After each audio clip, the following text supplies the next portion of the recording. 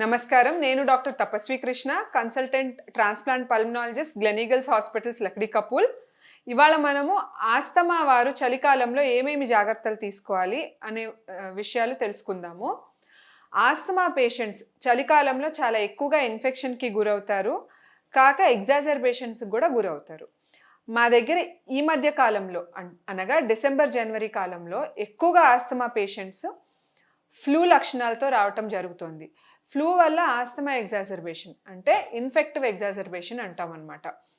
ఇది ఎట్లా రాకుండా చూసుకోవాలి, asthma patients time to time medications ఎలా వాడాలి అనేది తెలుసుకుందాం.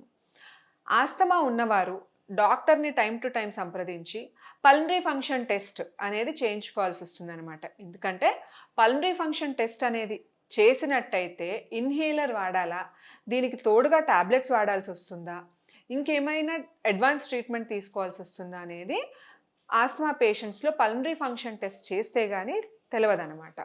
సో మీకు ప్రిస్క్రైబ్డ్ విజిట్ టైంలో డాక్టర్ దగ్గరికి వెళ్ళి తగిన టెస్టులు చేయించుకుని ప్రిస్క్రిప్షన్ పాటించినట్టయితే హాస్పిటల్ అడ్మిషన్ కాకుండా ఇన్ఫెక్షన్స్కి గురవ్వకుండా చూసుకోవచ్చు.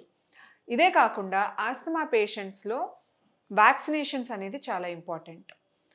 ఇన్ఫ్లుయెన్జా వ్యాక్సిన్స్, న్యూమోకోకల్ వ్యాక్సిన్స్ మేము పల్మనాలజిస్ట్ ఈ మధ్య కాలంలో ప్రోటోకాల్ కిందనే ఇస్తున్నాం.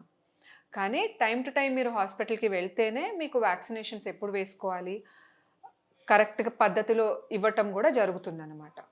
So asthma patients pulmonary function test, vaccinations ఎంత ఇంపార్టెంటో దాంతోపాటు ప్రిస్క్రిప్షన్ ఫాలో అవటం, అంటే ఇన్హేలర్ వాడుతున్నారా లేదా, యాంటీ ఎలర్జిక్ మెడికేషన్స్ అవసరం పడినప్పుడు వాడుతున్నారా లేదా అనేది చాలా ఇంపార్టెంట్ అవుతుంది. ఇదే కాకుండా 5 సంవత్సరాల కంటే తక్కువ ఉన్న పిల్లల్లో ఆస్తమా అనేది ఆయాసం రూపంలో తెలియదు. ఆ పిల్లల్లో దగ్గు కింద కనిపిస్తుంది అనమాట. దగ్గు, నిద్రపోయినప్పుడు తల్లిదండ్రులకి పిల్లి కూతలు అనేది వినిపిస్తుంది. సో ఐడెంటిఫికేషన్ అనేది చాలా లేట్ అయినప్పుడు పిల్లలు అనేవారు చాలా ఎక్కువగా ఇబ్బంది పడుతూ ఉంటారు.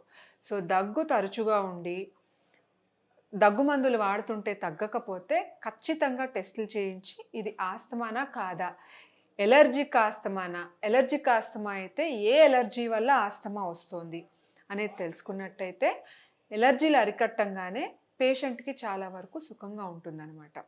డాగ్స్ కానీ, క్యాట్స్ కానీ, బర్డ్స్ వీటి ఎక్స్పోజర్తో కొంతమందికి ఆస్తమా అటాక్స్ అవుతూ ఉంటాయి. సో ఎలర్జీ దేనివల్ల, పోలన్ వల్ల కూడా అటాక్ అవుతూ ఉండొచ్చు.